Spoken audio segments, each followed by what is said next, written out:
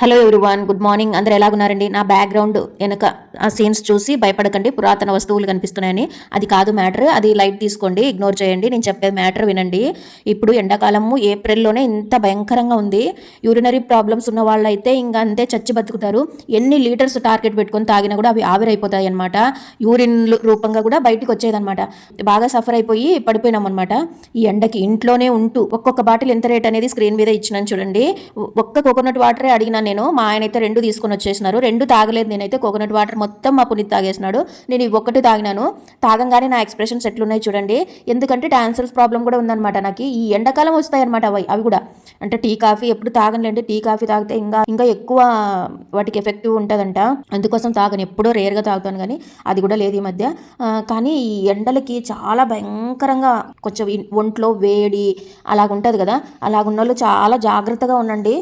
ఎందుకంటే అవి చెప్పలేమన్నమాట. ఎట్లుంటుందంటే నైట్ అంతా నిద్ర రాదు, ఉక్కపోతలు, అసలు ఎట్లుంది, కంటి నిండా నిద్ర ఉంటేనే మనం తినింది కూడా అరుగుతుంది అనమాట. నిద్ర ఉండదు. నిద్ర లేనప్పుడు ఎట్లుంటుంది, డైజెస్టివ్ సిస్టమ్ కూడా సరిగా పనిచేయదు, మనం తినింది కూడా అరగదు. పొద్దున్నే ఏమైనా టిఫిన్ తిన్నామా మళ్ళీ స్లీపీ మూడ్లోకి వెళ్ళిపోతాం అనమాట. నిద్రపోదాం నాకు ఏమైంది అనే డౌట్ వచ్చేస్తుంది అనమాట. అసలు ఇలాగ ఎవరైనా ఉన్నారా నిజంగా? దాంట్లోకి సబ్జాను, పుదీనా వేసినారు, సబ్జా గింజలు, మళ్ళీ లెమన్, అవన్నీ ఉన్నాయి. బాగా టేస్టీగా ఉన్నాయి. చెరుకు పాలు మాత్రము నేను ఆ 1 బాటిల్ మాత్రం కంప్లీట్ చేస్తున్నాను. అంటే అంతా ఒకటేసారి తాగలేను అనమాట. కొద్ది కొద్దిగా ఆ బాటిల్ కంప్లీట్ చేసేపాటికి మా వాడు కోకోనట్ వాటర్ అన్నీ అయిపోట్టేసినాడు.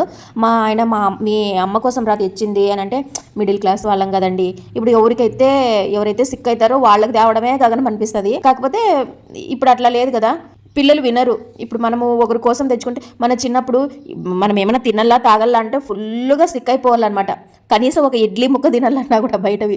ఇప్పుడు అట్లేం లేదు. కొన్ని కోరికలు మిగిలిపోవాలండి. మిగిలిపోతేనే అవి ఏమంటారు, మధురంగా ఉంటాయి ఆ జ్ఞాపకాలు. అది తినే పదార్థమైనా, లేకపోతే ఏదైనా చదువుకు ఉపయోగపడే వస్తువైనా, లేకపోతే మన బట్టలు, ఏదో ఒక విషయానికి అడిగినా కూడా పెద్దలు కొనిచ్చే కెపాసిటీ ఉన్నా వాటిని నాన్చేవారనమాట. అంటే అడగంగానే ఇట్లా పట్టు అని ఇచ్చేవాళ్ళు కాదనమాట. ఇది బాగా మీరు గమనించినారా? నేనైతే గమనించినాను. అట్లా ఇచ్చేవాళ్ళు కాదనమాట. ఇప్పుడు మనం మన ప్రాణాలైనా ఇచ్చేస్తాం, అడగండి అంటే అడిగిన మరుక్షణంలోనే ఇచ్చేస్తున్నాం అనమాట. అది తెలియటం లేదు ఇప్పుడు పిల్లలకి అని నా ఒపీనియన్. మీరేమంటారో కామెంట్ సెక్షన్లో కమెంట్ చేయండి ఫ్రెండ్స్.